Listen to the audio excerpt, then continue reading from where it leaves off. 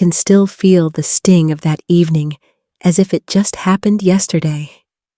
We were gathered around the table, a dinner meant to celebrate family. But instead, I was made to feel like a relic, someone who should be seen but not heard. The words were subtle, delivered with that polished sweetness my daughter-in-law always used when there were guests around. But the meaning cut deep. She brushed off my thoughts about the meal, about the house, about anything I tried to contribute, as if I were invisible. The laughter around the table rose higher, but I felt myself shrinking smaller. I had taught children for over 30 years. I had stood in classrooms where respect was earned, where my words carried weight. Yet here I was, in the company of my own family, treated as though my presence was an inconvenience, something to be endured politely until the plates were cleared. I sat quietly, smiling when expected, nodding in all the right places.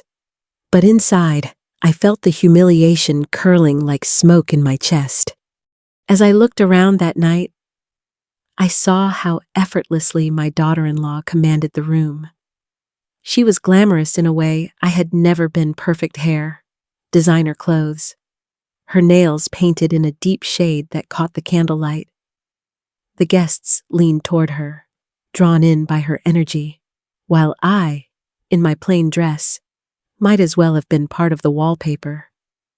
I could feel the contrast pressing down on me. The woman who had lived her life modestly, pouring everything into her son's future, now seemed to have no place at the table she had helped build. I thought back to the years after my husband passed, the quiet evenings grading papers late into the night, the mornings when I rose before the sun to prepare lessons.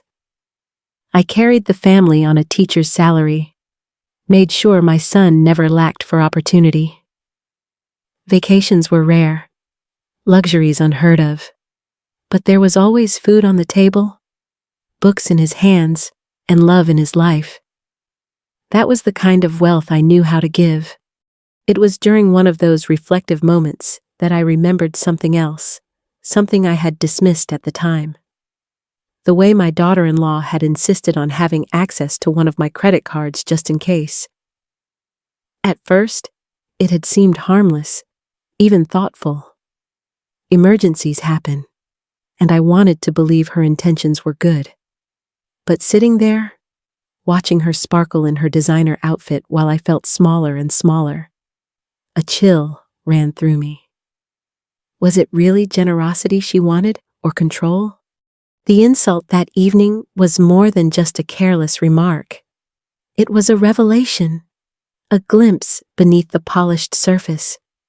I realized, with a sinking heaviness, that what I was feeling wasn't just disrespect.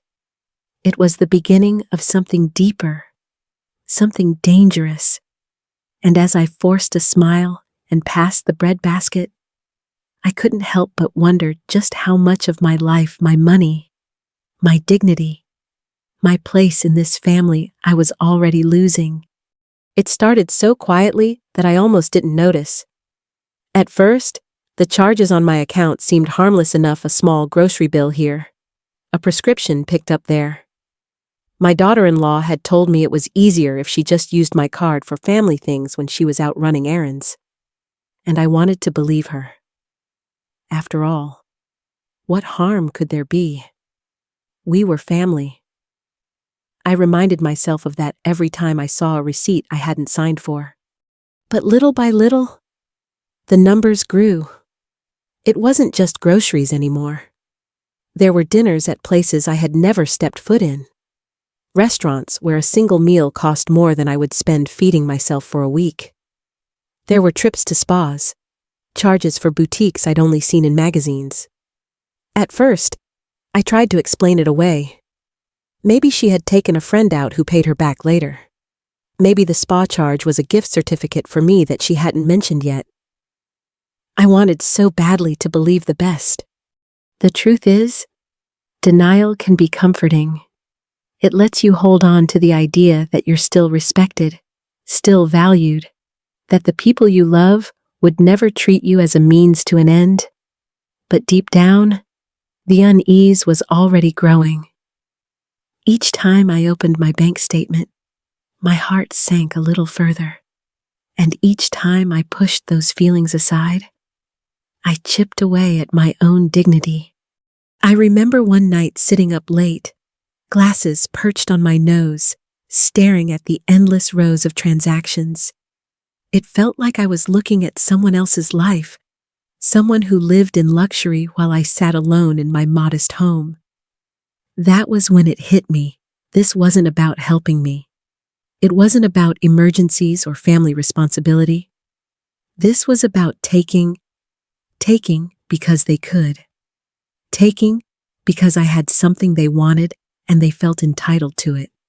That realization stung worse than any insult at the dinner table. It wasn't just the money. It was the betrayal of trust. The manipulation dressed up as care. I could almost hear their voices in my head, telling me it was for the family, that I was overreacting. But the truth was staring me in the face, written in black and white on every statement. I wasn't being cared for. I was being used. And once I admitted that to myself, I knew the situation was far more dangerous than I had wanted to believe. My grandson was the one bright spot in that house. Every time he ran into my arms, his laughter spilling over like sunlight, I felt a reminder of what family should be: pure, unguarded love. His small hand in mine made me feel alive, connected, and needed. With him, I was still a grandmother, still someone important. But the warmth I felt with him only made the coldness from his mother more unbearable. My daughter-in-law's eyes always lingered on me with something sharp behind her smile. She had perfected the art of politeness in public, but behind closed doors, her words and silences carried a weight that pushed me further into the shadows. My son stood somewhere in between, torn, perhaps, but unwilling to stand up for me. I could see how his loyalty bent toward convenience, toward the woman who whispered in his ear when decisions were made. Slowly, I began to feel like a guest in my own family. Meals were served without asking my preferences. Conversations drifted on without my voice. Plans were made as though I wasn't even in the room. I started moving more quietly through the house, afraid that even my presence was an intrusion. There's a certain kind of loneliness that cuts deeper than being alone. It's the loneliness of being surrounded by people who have already decided you don't matter. Then came the night when I heard the truth spoken aloud. Their voices carried through the thin walls as I walked past the hallway. At first, I wasn't sure I'd heard correctly, but then the words grew clear. They called me a stubborn old woman and laughed bitterly about how I wouldn't live forever. My heart clenched. It wasn't just disrespect. It was calculation. The casual way they dismissed my life, my years of sacrifice, was like a knife twisting in my chest. I stood frozen, listening as they spoke of me not as a mother or a person, but as an obstacle. In that moment, the ache of heartbreak settled deep inside me. But alongside the pain, something else began to stir. A quiet, simmering anger. That night, lying awake in the dark, I knew something had shifted.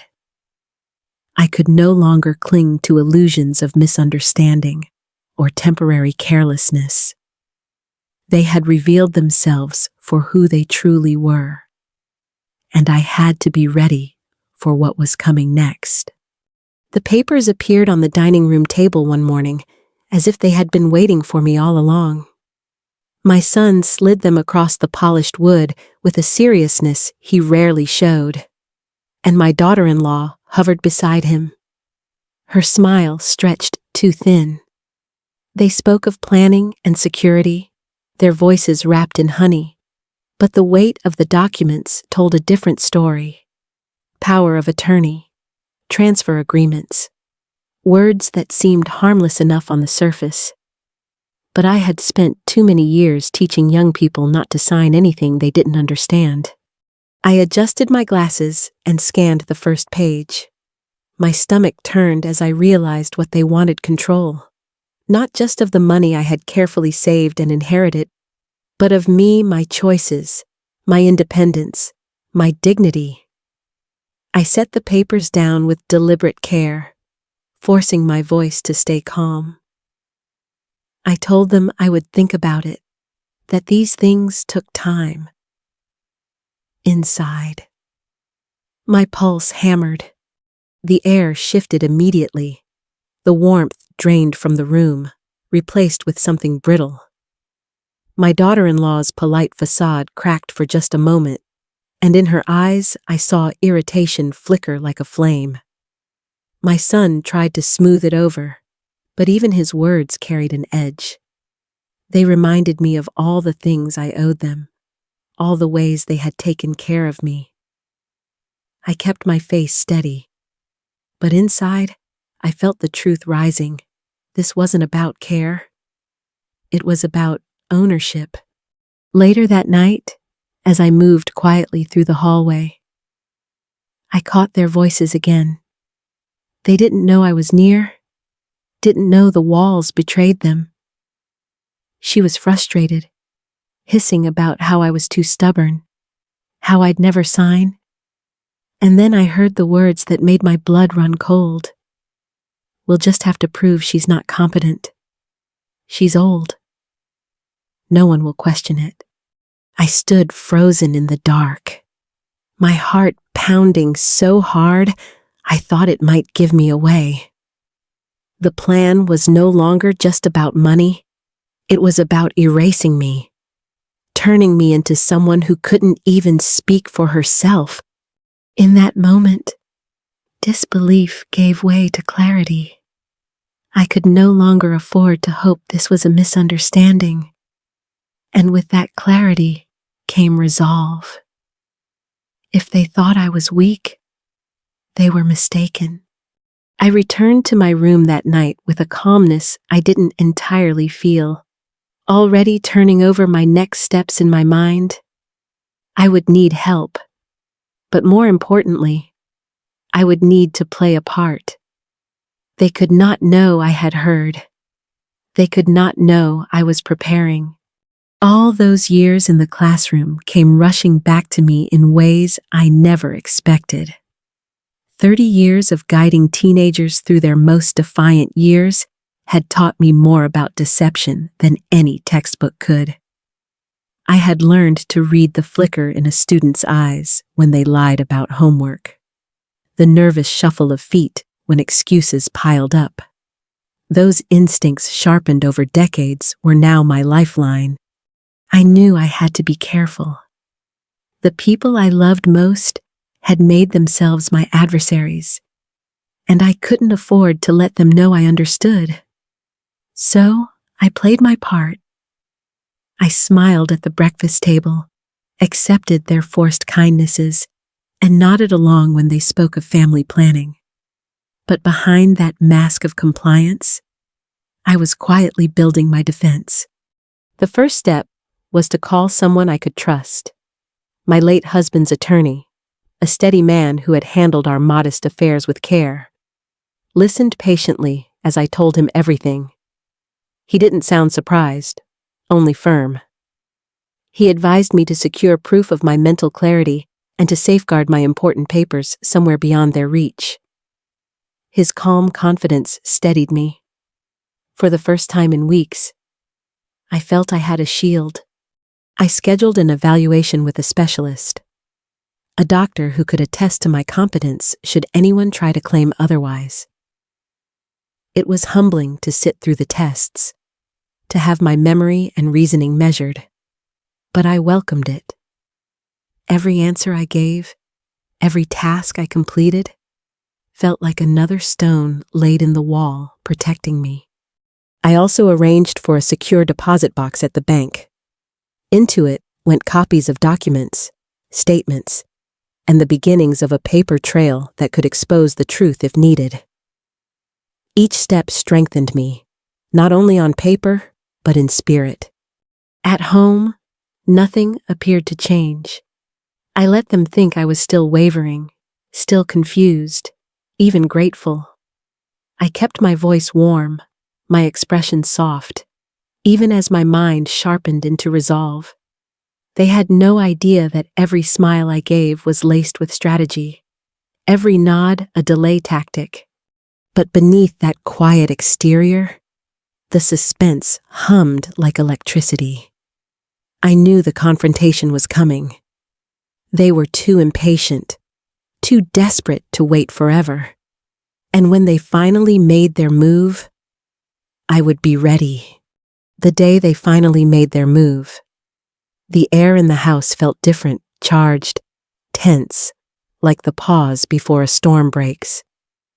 My son came home unusually early, his expression stiff, while my daughter-in-law hovered close, her hands never straying far from the folder she carried.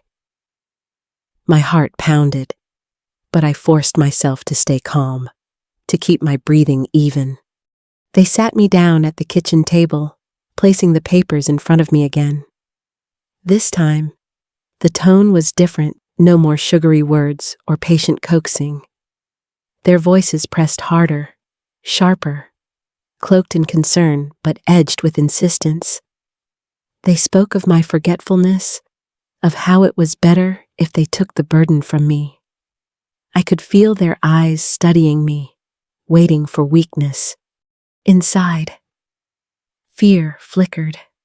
For a moment, I imagined what would happen if I faltered, if I signed away everything or allowed them to push me into a corner.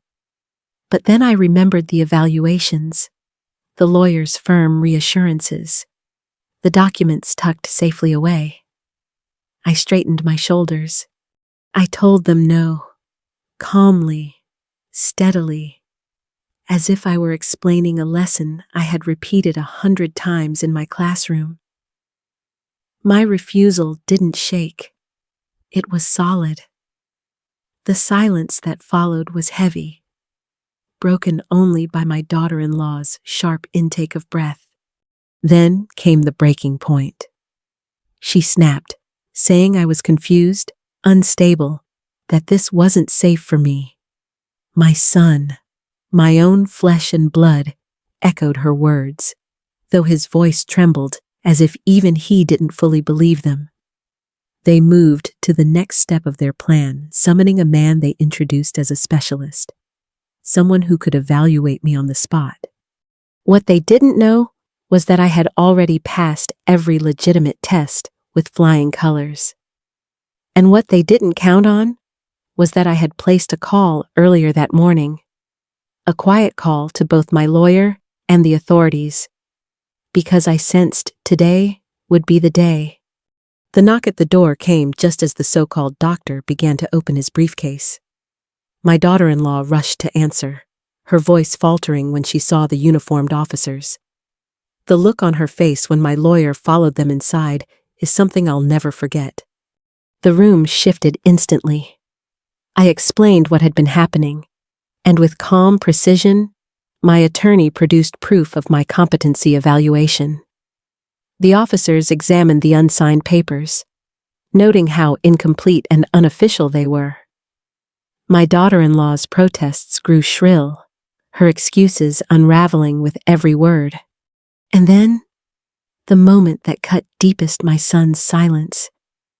He stood there, his eyes darting between me, the police, and his wife, but he never once spoke up in my defense.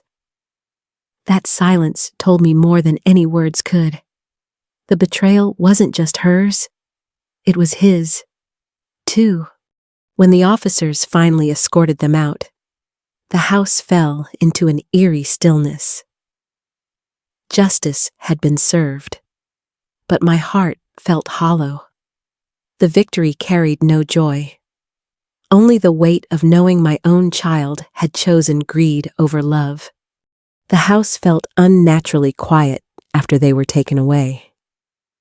I sat alone at the kitchen table, the same place where just an hour earlier I had been pressured to surrender my life into their hands. Now, only the faint hum of the refrigerator and the distant ticking of the clock kept me company. The police cars had left. The lawyer had assured me I was safe. But my heart was heavier than I had ever known. Yes, justice had been done. The papers were exposed as fraudulent, the scheme laid bare, and I had been vindicated, but there was no triumph in it for me. Instead, a deep sadness settled in my chest, heavier than any relief, because at the center of it all was not just a greedy daughter-in-law, it was my son, my own child, the boy I had once held in my arms, the one I had sacrificed for, had stood against me. That truth was harder to bear than anything else. Neighbors would eventually hear the whispers, and no doubt my family's humiliation would spread. Some might even see me as strong, as someone who had defended herself bravely.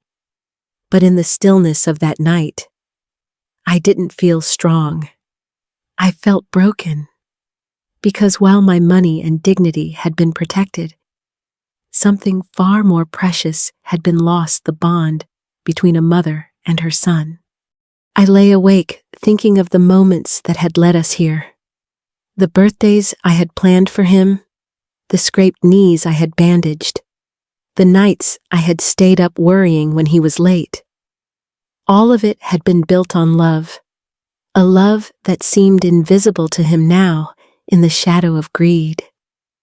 And I wondered, when had I lost him?